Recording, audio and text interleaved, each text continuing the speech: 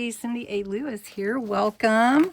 It is 100 days of junk journal tags for day 19. Oh my goodness, already day 19. And this booklet is a digital printable available on my Ko-Fi site that has all the instructions for the 100 tags.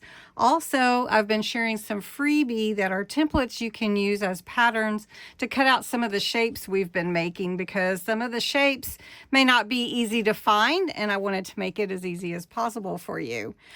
Bexx from Black Whisper Crafts is co-hosting this with me, and she's doing a phenomenal job with her tags, and I hope that you will go and check out her channel. I've linked it below, and also her Instagram. She's sharing daily the tags that she makes, so go give her some love.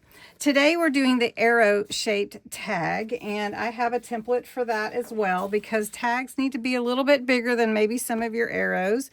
And you can also, make your own arrow. You don't have to use this, but it is a freebie on my site. And I had someone ask me about making a more of a white background, so I did lighten the background. This one has a little beige tone to it, but you can use that one if you like. But we're going to start with this one, and we're going to make a tag with this. And I'm actually going to cut it out of watercolor paper. Everybody enjoyed the resist and the sparkle ink so much. I wanted to show you how you could do that with water reactive or oxide inks instead of the sparkle inks, because apparently we can't find those right now, but you can find ink pads. So let me get this cut out and we'll get started. I used the template as a pattern so that I could cut out my arrow in watercolor. And I'm actually going to spritz it a little bit to get it a little more wet so it's ready for the inks. Now you can put your ink on a glass mat if you like to, or whatever you'd like to do, but we're going to do the background first. And this is damp. I'm going to give it a little bit more so that the water blends well. And I've got my brushes from, I'm going to put it over here so I'm not reaching across all the time like I was the other day. And I've got a Duet ink pad. This is from Crafter's Companion. It's Soft Heather. I have Fuchsia, and I have the ink from the Silent Night. These are all reactive to water. So we're going to grab some off of this ink pad and just paint it on. We're just going to paint it on, and then we're going to mix the colors together. And just, honestly, this is just a play with water and ink pads. All right, so I'm just going over this, and then I'm going to stamp it. So let's grab some of this fuchsia, and let's see. And let's just do it like this. We're just playing with some background color, right? Okay, and then we're going to do some of this Soft Heather. So let's do that. Let's go here. Now you could actually take the ink pad straight to your water, your whatever your project is if you want to.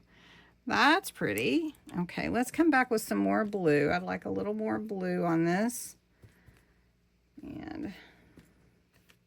And it's starting to really kind of blend together, which is nice. And I'm trying to decide if I like the stripes or not. I'm not sure. Let's add some pink. Let's go. Let's play with it.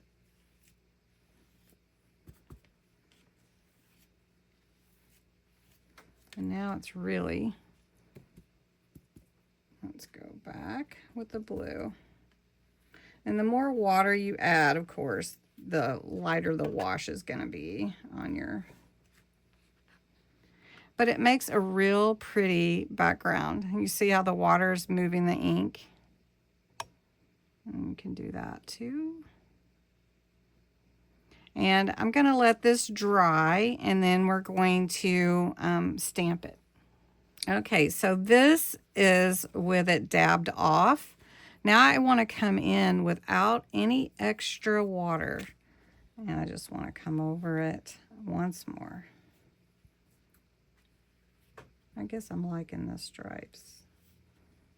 Okay, let's grab some purple.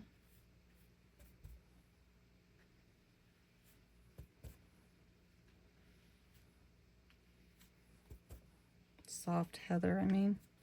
And then let's come in with the pink again. Getting a deeper color. There we go. And then now we have a completely different look. So nice. Okay, so didn't use my other brushes, and we're gonna stamp onto this with a black in the background. Now I've chosen waterproof dye ink, and we're gonna stamp on some bricks in the background.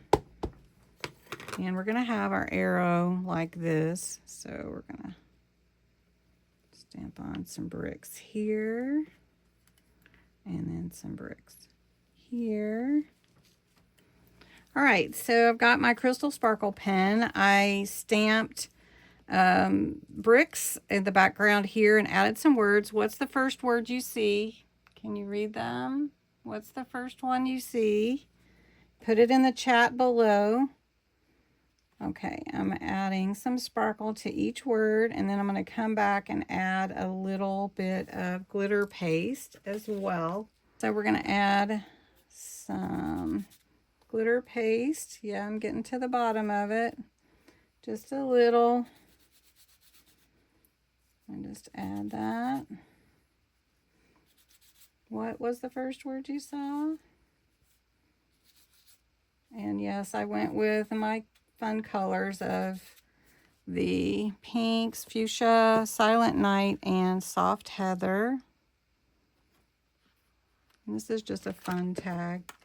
And so then I wanted to take some solar spray. This is Simon Hurley Solar Spray Royal Flush. Okay. Now this is also water reactive, so we're gonna just spray some here. And it should be a pretty fun, vibrant add to this. Oh, I can already see it. Can you see it? Isn't that pretty? Okay, so now to make it a tag, we have to add some ribbon or lace or something and punch a little hole in it. And so I'm going to do that, and I have a word up here, and I don't really want to punch the letters out of the word. Let's see if I can go below it. Yeah, let's just go below that word. All right, I decided to put an eyelet instead, so I'm just going to feed this through. And that would be cute anywhere, but I like it. It's just a simple one, but fun, playing with the inks instead, you know, ink pads instead of the other. I think I might put some rhinestones on it. What do you guys think? This is me being extra. Just so you know, if you're not used to watching me. Okay, so I'm going to add a flower. I haven't decided. I wanted it, I think, at the top, at the bottom. I think I'll add it right here. And then I'm going to add some gems. So like I said, a little extra. But I'm going to add these, and I'll show you when I'm finished. Okay, I think this is good. I changed the ribbon to a lace. And then I put the little gems where all the words are, added a flower here and a charm. So I like it. I hope you like it. And I hope you'll play with your inks. And they do have to react to water. So you can use their Distress Oxides from Tim Holtz or any inks that say that they're water reactive. And so there you go. That's a fun one, right?